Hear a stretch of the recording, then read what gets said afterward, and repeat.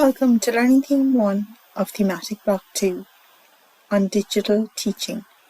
In this video, we look at evaluating digital teaching and learning. The level of proficiency this video is targeted at is leadership.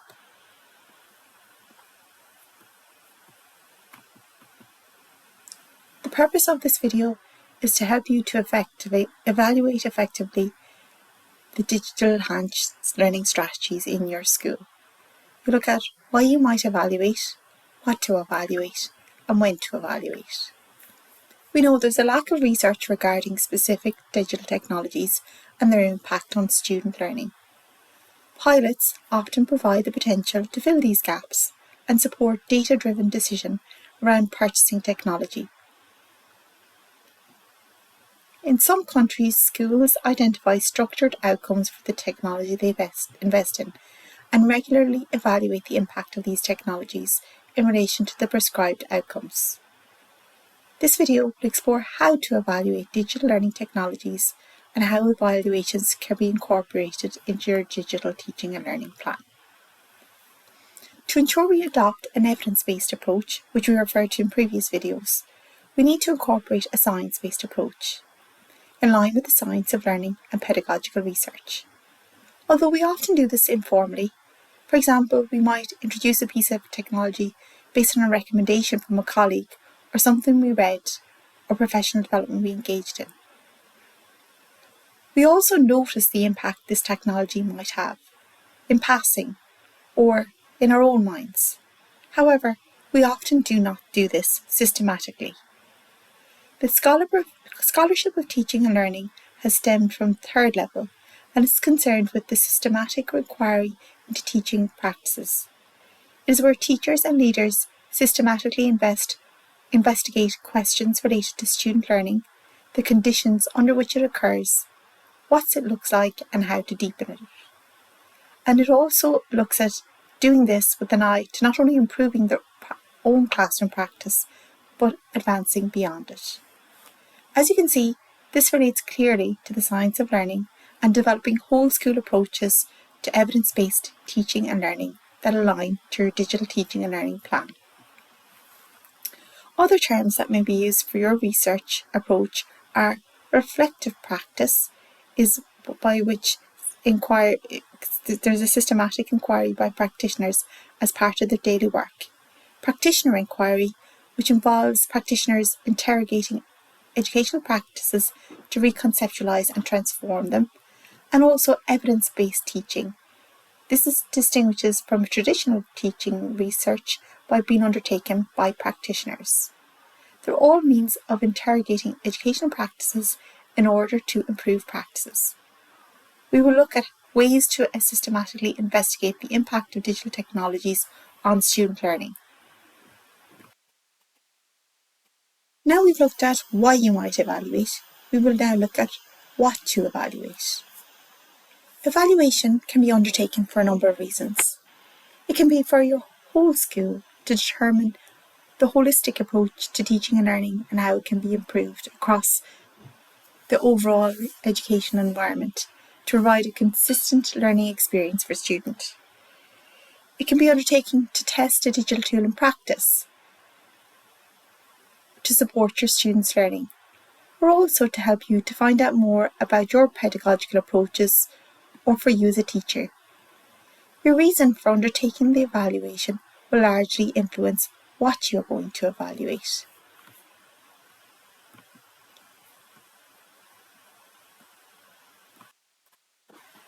Teaching and learning is complex and multifaceted, so it's not possible to investigate everything at one time, as there's so many interdependent factors. For example, when you introduce a digital tool to a classroom, there's lots of factors that might influence this. The students' digital skills, whether they've used similar technology before, whether they've been given the basic skills prior to undertaking using this tool, their emotional factors on the day, their experience in working with other students if you're looking at collaborative learning. Therefore, we need to consider a particular focus of what we're going to investigate and the impact of how technology is used on this. It's important to note Just because we introduce technology into the classroom itself, it doesn't mean that it's going to improve your pedagogical practice. And it's often in how we apply the technology and the pedagogical practices which we employ in the application of the technology that this impact lies. This requires us to consider the impact of how we use a piece of technology on the outcomes. It's important to note that impact can be positive, negative, or neutral. So, for example, if we introduce quiz software, there's a number of different ways that you might use quiz software pedagogically. You might use it in a student-centred way, in which students construct their own questions and populate the quiz tool. Students might also be used in a student-centred way to self-test. This will facilitate self-regulated learning. So a quiz bank might be given to the students and they are given opportunities to self-test their experience or knowledge and reflect on this. Or it could be used in a teacher-centred way, in which teachers use the quiz software regularly to test a student's ability and grade and monitor this. So you can see there's 3 very different pedagogical uses of quizzes here. There's 2 student-centred approaches and 1 teacher-centred approaches. The outcomes then depend on what you expect the impact of the quizzes used to have. It can increase students' academic performance or maybe even decrease. It can increase or decrease or affect students' motivation and confidence levels.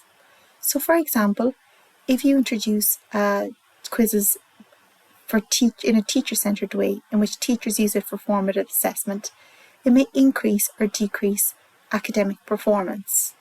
Also, depending on their score or the feedback the teacher gives, it might affect students' motivation or confidence.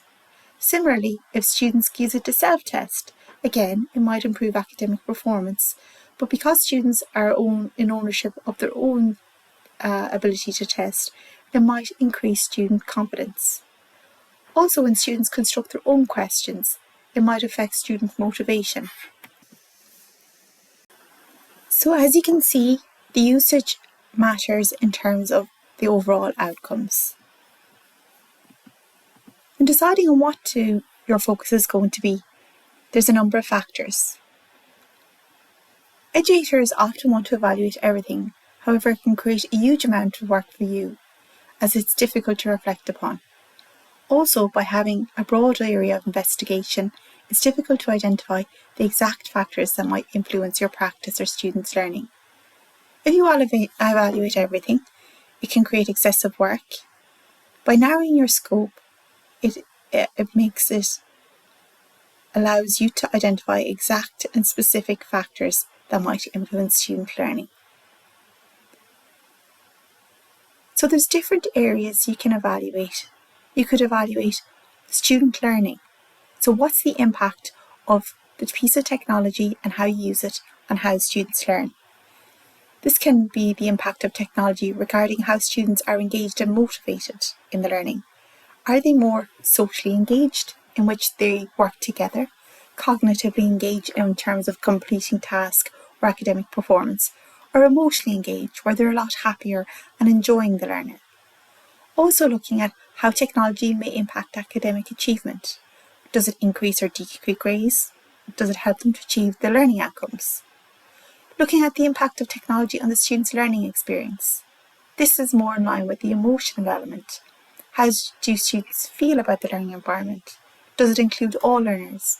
Are they more confident within the learning environment? So there's lots of different things you can measure in terms of student learning. Even in terms of academic performance, there's different things you can look at. You can look at the skills students achieve through using digital technology in their learning.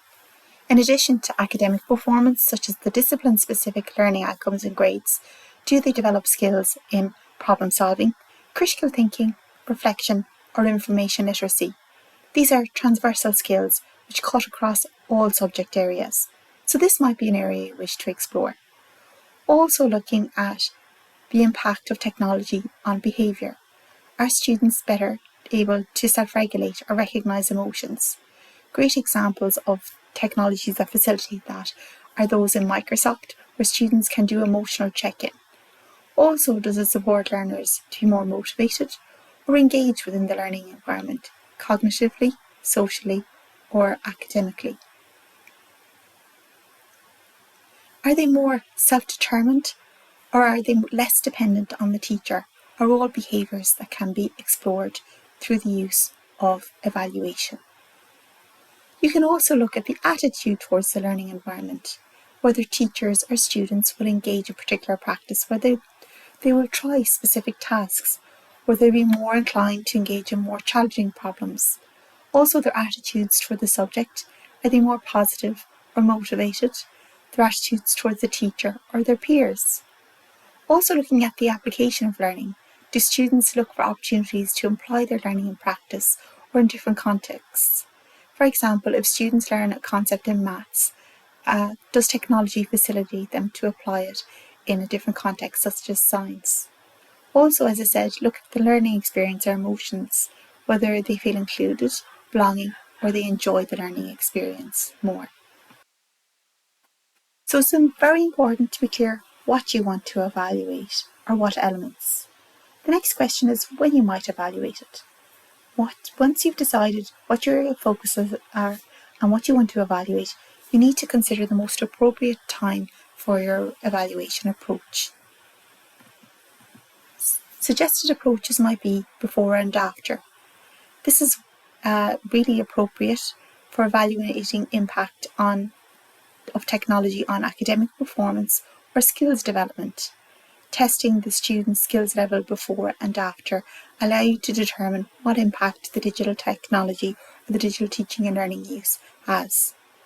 Also, comparing groups, comparing the outcomes of students that have used technology with those that have not, allows you to determine whether the technology has been effective at developing or increasing or improving academic performance or not. It's important when using control group comparisons to consider the ethical implications. For example, if the group using technology is more advantaged than the one not using technology, it's important that you give them an opportunity to avail of this opportunity after the study is complete. Before and after evaluation or control group comparison is good for measuring academic performance, skills development, or comparing practices, where one group engages in a particular practice and another does not. So for example, you might decide to test the use of quizzes and compare three groups, maybe one in which the quiz is used by teachers in a teacher-centred way for formative assessment, one is used where the students construct their own questions, and the other use it with a question bank constructed by the teacher, but students test themselves regularly. And you might compare these three practices. So it's the same piece of technology, but different uses, to see which is more effective. You can also combine summative and formative approaches. Summative approaches are where you evaluate the impact after a piece of technology has been introduced. So you use the piece of technology in a particular way and you interview or speak to the students about their learning experience. You might do a survey with satisfaction, or you might look at the number of students that have retained information. This is great for assessing the overall impact of technology on student learning, where you're not comparing different things or assessing before and after skills levels. You can use a combined approach where you might want to determine the impact over time. So you might decide that you measure self-directed learning or motivation at the end, or at the start or at the end, and also formatively maybe interview or speak to students about their overall learning experience. So a number of different uses can be explored.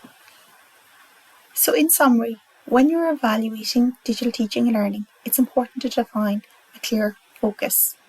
What is the use of how you're using the technology and what outcomes you want to measure. It's also important that you choose when you're going to measure these impacts. And then lastly, measuring the impact.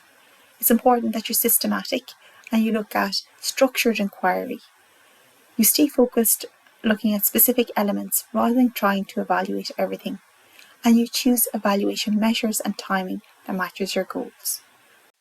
Now you've identified a focus and chosen when you want to evaluate, the next video will look at a process for evaluating digital teaching and learning.